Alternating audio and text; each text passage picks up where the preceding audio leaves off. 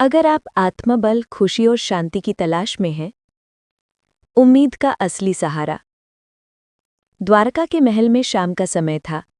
सूर्य अस्त होने को था और आकाश में हल्का नारंगी रंग फैल चुका था।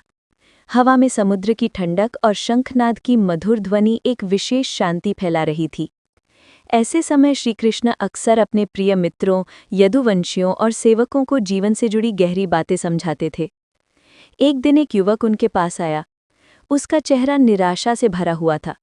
आंखों के नीचे थकान और मन में बोझ साफ दिख रहा था। वो कृष्ण के पास बैठ गया और बोला, हे माधव, मैं बहुत दुखी हूँ। मैंने जीवन में हर संबंध से बहुत उम्मीदें की, मित्रों से, परिवार से, दुनिया से, लेकिन हर बार मुझे निराशा ही मिली। क्यों लोग हमारी उम्मीदें तोड़ देते हैं? कृष्ण मुस्कुराए। उनकी मुस्कान में करुणा, समझ और गहरा अनुभव था। वे बोले, उम्मीद का असली बोझ वही उठाता है जो कमजोर हो। मजबूत व्यक्ति उम्मीद किसी और से नहीं, सिर्फ खुद से करता है। युवक चौंक कर, लेकिन प्रभु, क्या परिजनों पर भरोसा नहीं करना चाहिए? कृष्ण ने धीरे से उसका हाथ पकड़ा और बोले, भरोसा करो, पर उम्मीद नहीं, क्योंकि भरोसा दिल को जोड़ता है और उम्मीद दिल को तोड़ती है। कृष्ण का पहला उदाहरण, नदी और नाव। कृष्ण उसे लेकर समुद्र के किनारे आए। लहरें आ जा रही थी और किनारे को बार बार छूकर लौट जाती थी। कृष्ण ने पूछा, तुम्हें क्या लगता है, नाव समुद्र पर क्यों टिकती है? युवक बोला, क्योंकि वो महासागर पर भरोसा करती है। कृष्ण मुस्कुराए, नहीं, नाव समुद्र पर नहीं, अपने संतुलन और अपनी क्षमता पर टिकती है। समुद्र तो कभी शांत, कभी तूफानी, उसका भरोसा किया ही नहीं जा सकता। इसी तरह जीवन में लोग भी कभी शांत रहते हैं, कभी उलझे, कभी व्यस्त, कभी परेशान। अगर तुम अपनी खुशी को उनसे जोड़ दोगे तो तुम्हारी नाव डूब जाएगी। युवक के मन में पहली बार हल्की रोशनी चमकने लगी। कृष्ण का दूसरा प्रसंग, किसान और बादल।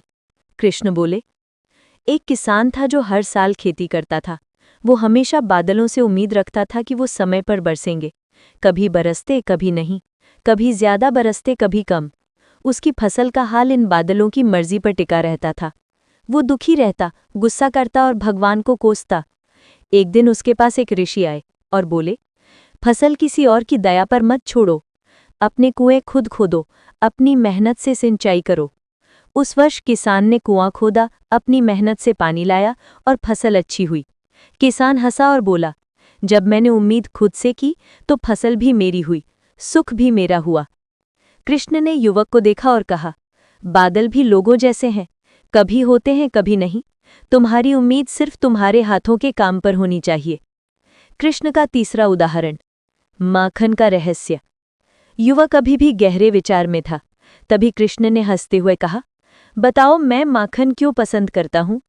युवक बोला, क्योंकि वो स्वादिष्ट होता है। कृष्ण बोले, नहीं, क्योंकि माखन स्वयं दूध से निकलता है।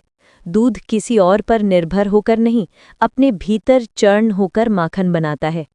मतलब ये, जो व्यक्ति अपनी क्षमता से सफलता निकालता है, वही सच्चा और स्थिर आनंद पाता है। कृष्ण का मुख्य सीख, उम्मीद का बोझ अपने ही कंधे पर। कृष्ण बोले, उम्मीद दुनिया से करोगे तो दुख मिलेगा, उम्मीद भगवान से करोगे तो इंतजार मिलेगा, उम्मीद अपने से करोगे तो परिणाम मिलेगा। युवक ने पूछा, लेकिन प्रभु, लोग हमें दुख क्यों देते हैं? कृष्ण ने उत्तर दिया, लोग तुम्हें दुख नहीं देते, तुम उनसे उम्मीद करके अपने लिए दुख पैदा कर लेते हो। जब तुम किसी से उम्मीद रखते हो तो तुम अपना नियंत्रण उसके हाथों में दे देते हो। युवक अब शांत हो गया था। उसके चेहरे पर बुद्धि की चमक दिखाई दे रही थी। कृष्ण का अंतिम संदेश, आत्मनिर्भरता ही सुख है। कृष्ण ने अपनी बांसुरी उठाई, उस पर 2 सुर बजाए और बोले, जैसे बांसुरी खाली होकर संगीत बनती है, वैसे ही मन खाली होकर खुश रह सकता है। मन से उम्मीदें निकाल दो, खुशी स्वयं प्रवेश कर जाएगी।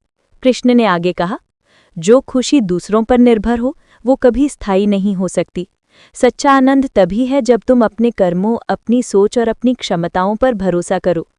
अगर उम्मीद करनी ही है तो खुद से करो, क्योंकि तुम ही अपने जीवन के निर्माता हो। युवक ने कृष्ण के चरणों में झुकते हुए कहा, प्रभु, आज मेरी आंखें खुल गईं। मैं आज से अपनी उम्मीद किसी से नहीं, सिर्फ खुद से रखूंगा।